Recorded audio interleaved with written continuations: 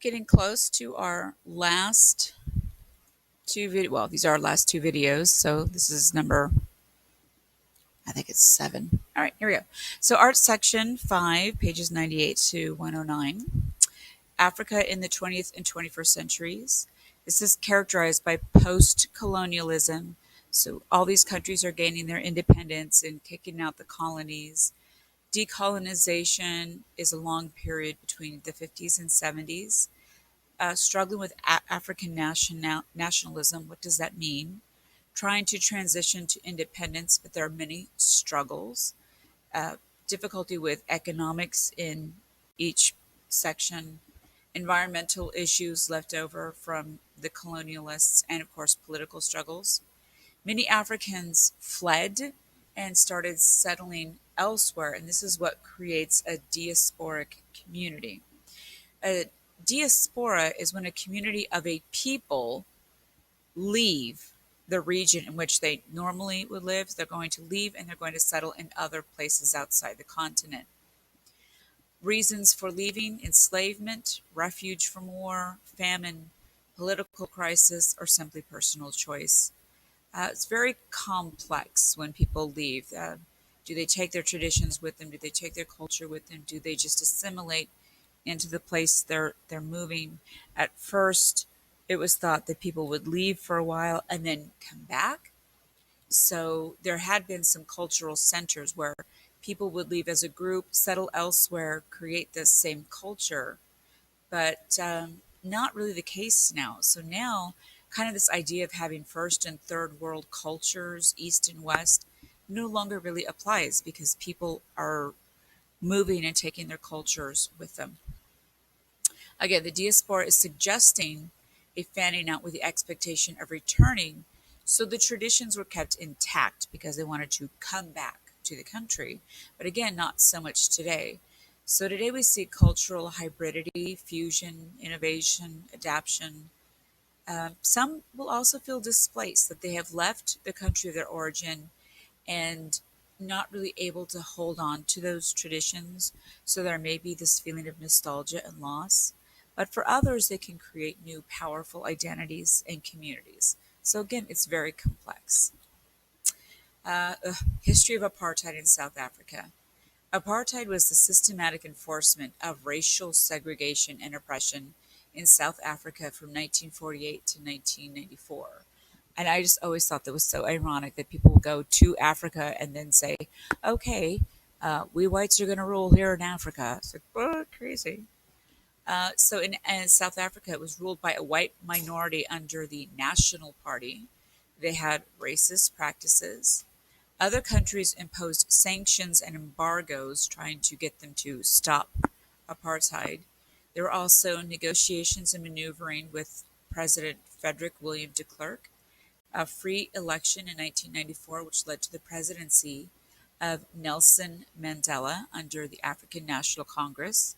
Apartheid was abolished in 1991, but of course, effects continued to plague. It's very difficult to just suddenly say, okay, we're not doing this anymore, and then have all the ideas also go with them. And remember, Nelson Mandela was kept in prison, oh, I can't remember, at least 20 years. William Kentridge is one of the artists now. Remember, for the most part, the artists were not important, but now they are coming to the foreground. He was born in 1955, a privileged white male growing up in Johannesburg. And he could have grown up with racist attitudes, but did not, because both of his parents were attorneys who worked to support oppressed people. They had a progressive attitude and also this sense of guilt. Kentridge did not leave after apartheid was ended. Instead, he felt that apartheid was this rock that weighed down the nation. And in some ways, he could feel or understand what others are feeling because he is Jewish and he was raised in a largely Christian society. So it's not like he fit in exactly. In the 1970s, he studied politics and African studies at the University of Witwatersrand in Johannesburg and also printmaking. He then moves to Paris in the 1980s and he studies mime. I didn't know that could be a thing. And theater at the École Jacques Lecoq. He creates complex multimedia productions and installation works, and his work is displayed in museums throughout the world. He is concerned with social justice and working for redemption. And this piece is Felix in Exile. This is actually a short film, 8 minutes 43 seconds. It was shot in 35 millimeter film. It's now in the Guggenheim. And it's a series of short animations called Drawings for Projection. There are two characters that are the artist's alter egos. Soho Eckstein is an avaricious, greedy South African mining magnate in a pinstriped suit and tie. And then we have Felix Teitelbaum, who is naked and vulnerable to the devastation of apartheid. This Felix in Exile is the fifth in a 9 film series, and he created these between September 93 and February 94. And this particular piece, Felix in Exile, it's about Felix's love affair with a young black woman, Nandi. Felix looks like the artist, and these two characters, Soho and Felix, could be considered alter egos of Kentridge himself. You'll notice that it's in an isolated room, a hotel room, and it's looking lots of drawings on the walls, which is supposed to be kind of making an allusion to a famous photograph by Kazimir Malevich, the last futurist exhibition of painting 0 through 10. And it's a picture again of just a room with a lot of drawings on the wall. The space is a mystery, right? It's the drawing is loaded with meaning, so it could be considered a historical document, and allegories for how land will still bear the scars of crimes against humanity. The films reveal traces of their making because what he'll do is he will draw them and then erase them and kind of leave some of the lines behind so you can see the artist's work in progress, but also kind of mirroring all the effects left behind by colonialists. And so he would do this, he would erase and redraw up to 500 times, creating this cumulative effect of his thought process, right? Leaving residue of production. Here we have a scene. Here's Felix peering into a mirror at an image of Nandi who's staring back. Ghosts are these visible lines on the walls and the bodies. The figures are close, however, they are separated by this mirror. Felix is in a hotel room, again covered with drawings. Nandi is in an empty mirror, there's nothing behind her. And the color is mainly black and white, except we have a couple of flashes of red here, here, here, and blue. Blue with this light bulb here, and with this water that's pouring out over here. So we have a single bulb. However, neither of these colors are really adding light to or brightening the scene. And it's obscure, the meanings. It's a feeling of longing and disconnection. So, this is a way to visualize social and individual traumas under apartheid. So, this is evocative rather than didactic. It's not meant to teach a lesson. Okay, so photography in Africa. Both photography and social Darwinism developed in the later part of the 19th century. Photographers were interested in Africa and, of course, used photography for its documentary capabilities. The West desired to see evidence of its superiority, so many of the photos showed the primitive sides of Africa. There were early travel photographers, Charles Livingston, John Kirk, and they reinforced the dark and primitive Africa.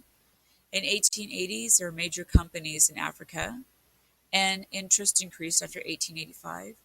There were picture books, and the most infamous was National Geographic because they were showing scenes from every land. Starting in 1909, it was a series. And they were supposed to be upbeat, pleasant images, but they're still picturing people in Africa in the less developed section and showing them as primitive. African opened studios after colonialism, again using backdrops and costumes. There were some official African agencies, AMAP in Mali and AFOTO in Angola. They were used as propaganda by the government, and there was also press photography.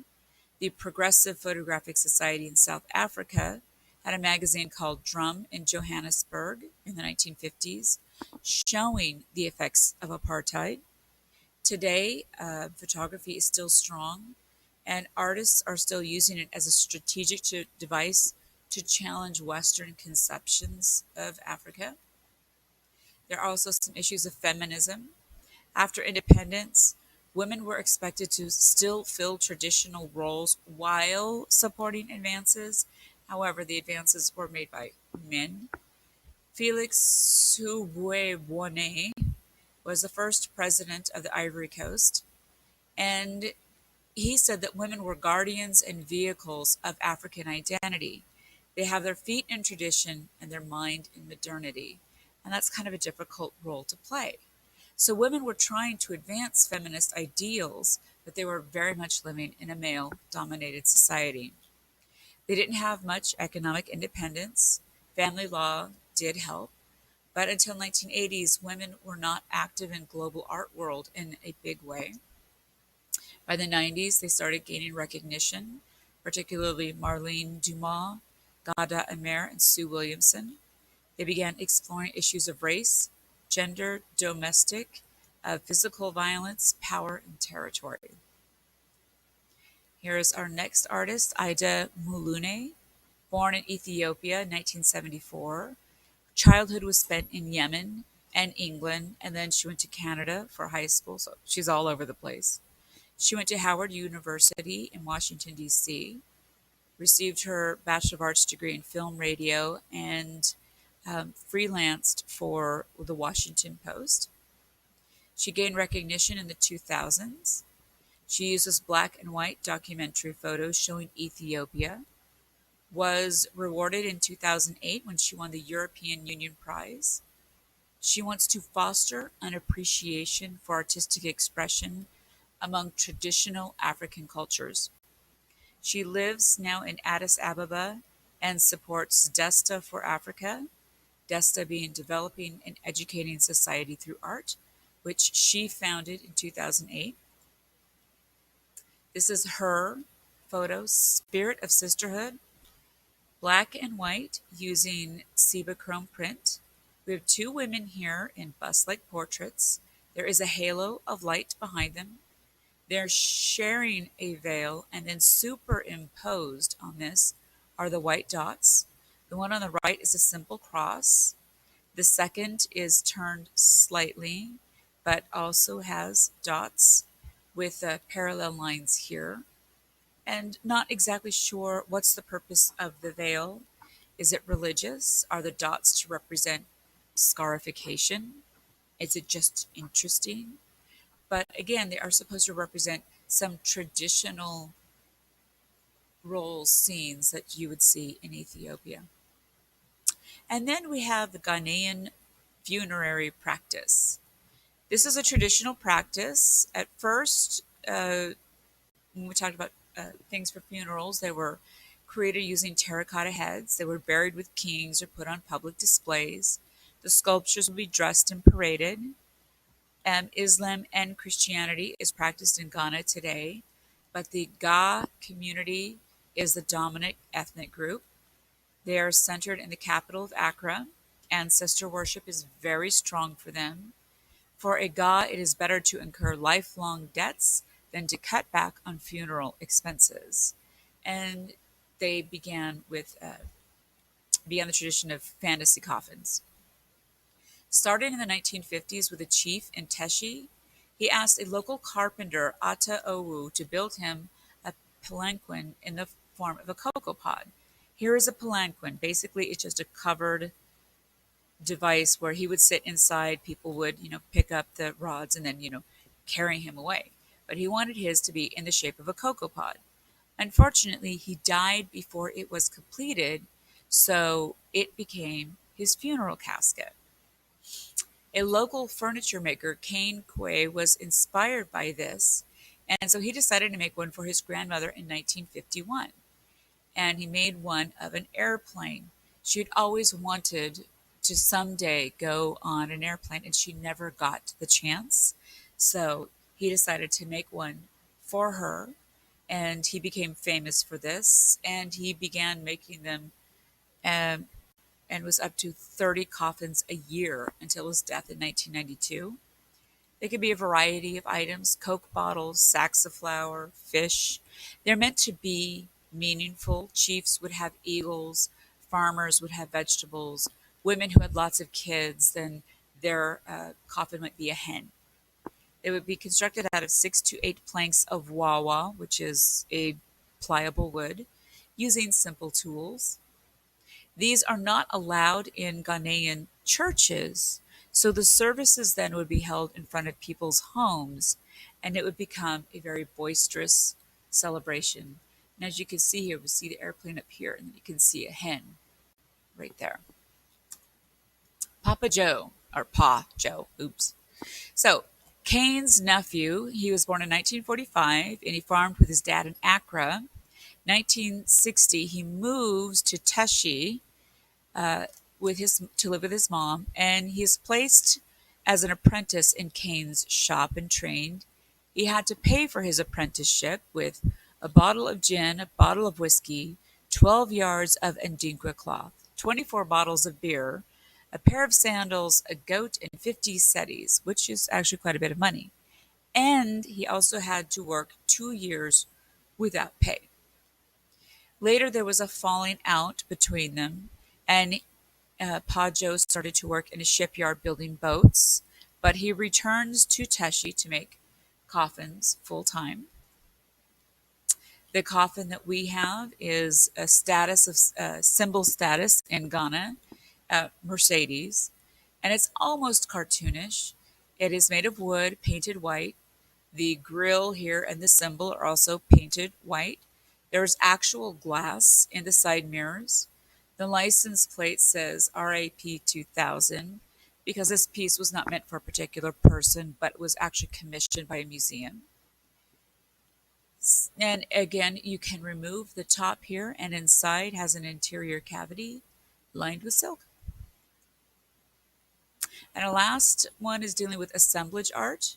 This dates from 1961. Some of these pieces you'll find in the Museum of Modern Art in New York, the MoMA.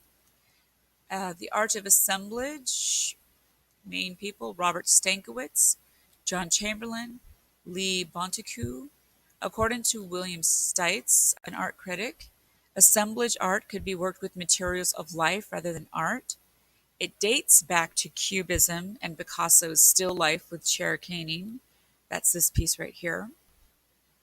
And what these people wanted to do was defy accepted categories. So they would present subjects that might be considered taboo in art, valueless materials, ordinary objects, garbage, putting all these things together. So it's a form of collage, but it's in 3D. And an Nkondi figure would be an example of assemblage art. El Anatsui is our artist here. He is the best known contemporary African artist. He received recognition late in life, a teacher for more than 30 years, but he gained prominence in the 2000s.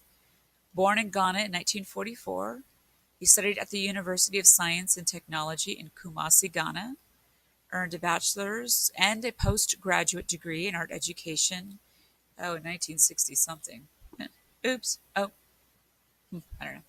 And then worked at Nigeria, University of Nigeria at Nsukka, probably 1967. He worked primarily in clay and wood, and his works reflect traditional Ghanaian art. He started working with metal in the 1990s with a non-fixed form, so not your traditional type of sculpture or statue.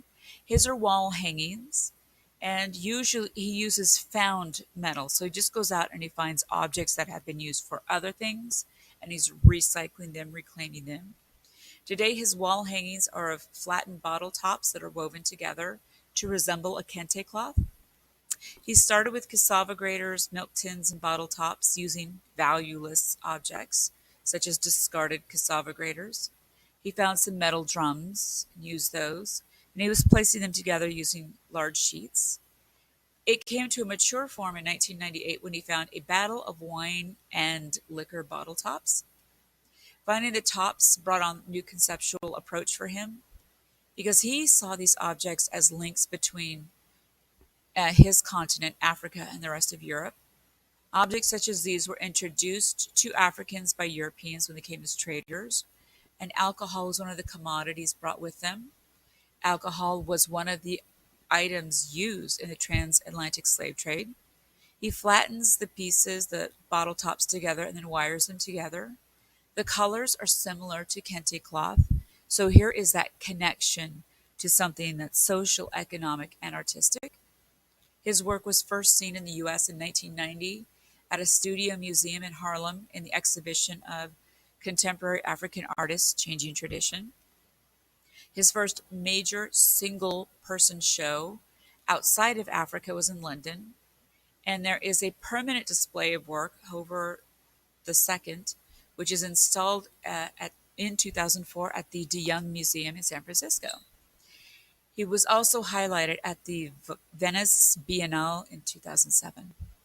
So here is the piece Between Earth and Heaven, neither painting nor a sculpture, it's not either, and it hangs, and it is used of thousands of flattened aluminum bottle caps. Some have been flipped so you can see the silver portions here. There are a few other sections of silver. There are other pure colors. We have red right here, some blue and yellow. They're stitched together with wire, yet it has a 2D effect because it's malleable. It can be moved. So it's basically a rectangular shape, yet organic because it can be moved. And again, that connection to the kente cloth. This piece is owned by the Met in New York, and it says that this piece is a powerful instance of the vitality of contemporary expression in Africa and the continuity that exists with the traditional forms that are the focus of the Met. So this piece, again, aluminum and copper wire. So it's 86 and 3/4 inches this way by 128 inches that way. Rather large piece. All right, and that's it. We are done with art.